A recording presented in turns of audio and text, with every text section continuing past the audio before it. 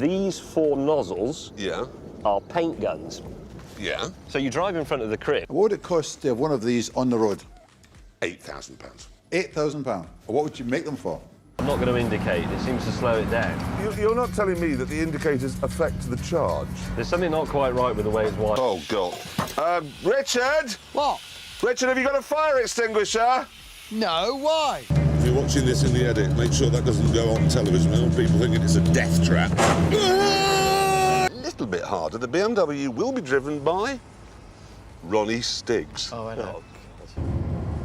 Number 5. Social media mob. All right, picture this. Richard Hammond, the charming and unsuspecting victim of a hilarious prank. So what's the setup? Well, someone, probably his mischievous co-hosts, tricks Hammond into believing he's about to make a superstar appearance in a bustling main square. But here's the kicker. It's all a big fat fib. So there he is, innocently strolling into the square, probably with that trademark Hammond grin on his face, completely unaware of the chaos that's about to unfold. And what happens next? Bam!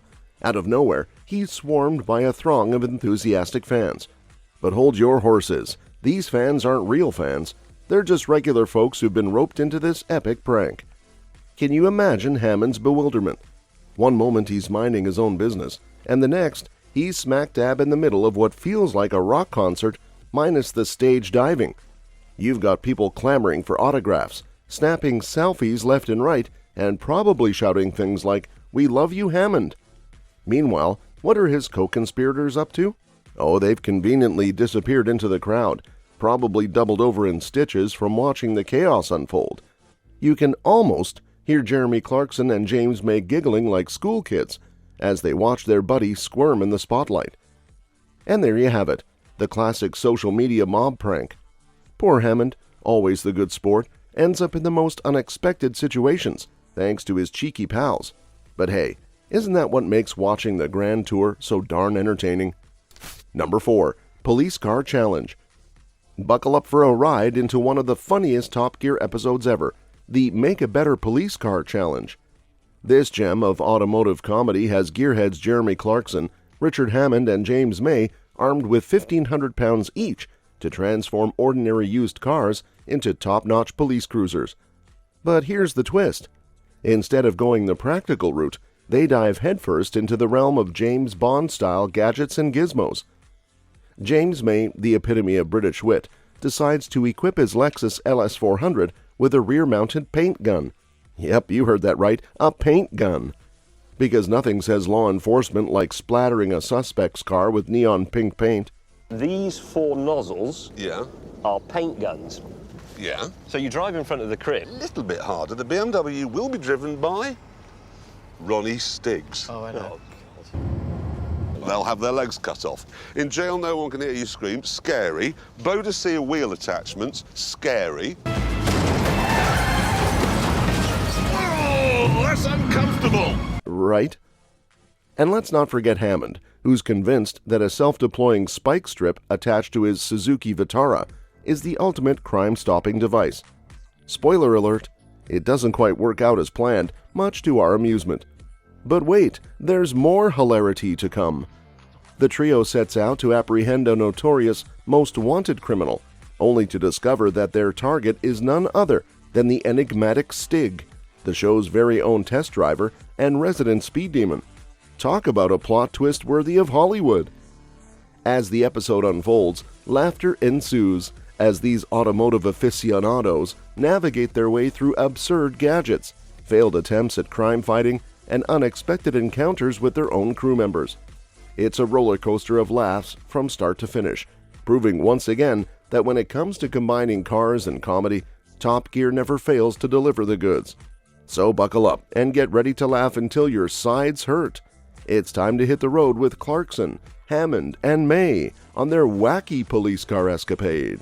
Who are trying to get away. These fire a great cloud of pink paint all over the windscreen and they have to stop because they can't see. Give chase! No, look, that's pathetic. I'm a police officer. I shall never give up. Car, which is frankly dangerous. You just stop very quickly and then... Presume at some point there's going to be a simply hideous accident. Yep. Come on! Number 3. P45. Let's talk about the absolute comedy gold that is the P45 episode of Top Gear. It's a true classic. Jeremy Clarkson, the larger-than-life presenter with an ego to match, sets out on a mission to build something even smaller than the already tiny POP50, which he deems too big. Yep, you heard that right. Too big.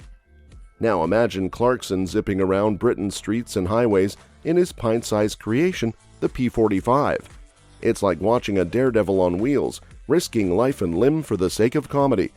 The sheer absurdity of seeing him squeeze into this microcar and tackle the open road is enough to have you in stitches. But wait, it gets even better.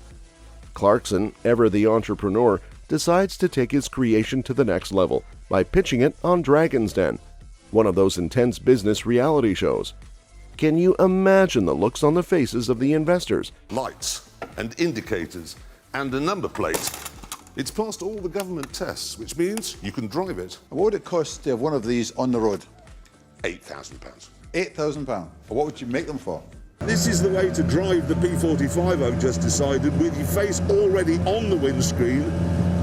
It's just that I can see that it's loopy and you can't. How much of your money have you invested in this? Absolutely none at all. When he rolls in with this mini monstrosity, touting it as the next big thing in automotive innovation, it's comedy gold. Of course, Clarkson's delusions of grandeur are quickly shattered when reality sets in and none of the investors show any interest in backing his brainchild. But hey, that's part of what makes him so endearing. He's never afraid to dream big, even if those dreams are as tiny as his microcar. In the end, the P45 episode is a hilarious reminder of just how entertaining Clarkson can be, especially when he's let loose with a crazy idea and a whole lot of confidence. You have the engine and the running gear from a quad bike, but you will note it has. Is incredible. Ladies and gentlemen, you are witnessing the birth of the future. Jeremy. It's rubbish. It's useless. You're wasting your time. I can't invest. If you're watching this in the edit, make sure that doesn't go on television. I want people thinking it's a death trap. So, if you're ever in need of a good laugh, just fire up this episode and prepare to be thoroughly entertained by Clarkson's wild antics. Trust me, it's comedy gold from start to finish. Number 2. Electric Car. Let's dive into the absolute hilarity that is Electric Car Jeff episode from Top Gear. It's comedy gold. So here's the scoop. Jeremy Clarkson, Richard Hammond, and James May decide to take on the challenge of building their own electric car because, well, why not? They start off calling it Jeff, which is already a sign that things are about to get wild.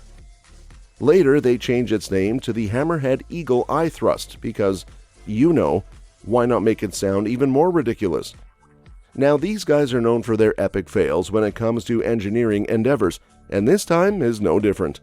Instead of creating a sleek, futuristic electric ride, they end up with what can only be described as a box on wheels. I mean, seriously, it's like they raided a kindergarten's craft supplies and slapped together the ugliest car imaginable. Plastic garden chairs for seats? Check. A transparent roof box to accommodate Hammond's big head? You betcha. But wait, it gets even better. It's all very simple, really. I am in charge of the batteries and the electric motor. Clarkson is in charge, God help us. It's a lovely material to work with aluminium because it bends. What is that noise? It's the motor. Sounds like they're filming an episode of Bonanza. I'm not going to indicate. It seems to slow it down. You're not telling me that the indicators affect the charge? There's something not quite right with the way it's wired. To add insult to injury, they decide to cheat their way through the EU road legality test because, hey, rules are meant to be broken, right? And as if that's not enough, they enlist the help of Stig's bizarre cousin, who insists on having solar panels on his helmet. Talk about taking eccentricity to a whole new level.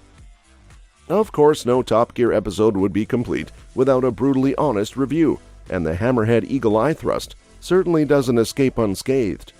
An Auto Magazine review at the end of the episode gives it a dismal 0.5 out of 5 rating, sealing its fate as an epic failure of automotive engineering. Of the bodywork and interior, and Richard Hammond is in charge of the chassis and the brakes. Started to think about a name for our creation. I hate it when eco-cars are given a really pious name, like... Car makers can learn a lot from this simple system I've adopted. Ow! Ow. I know my head's been cooked in a box!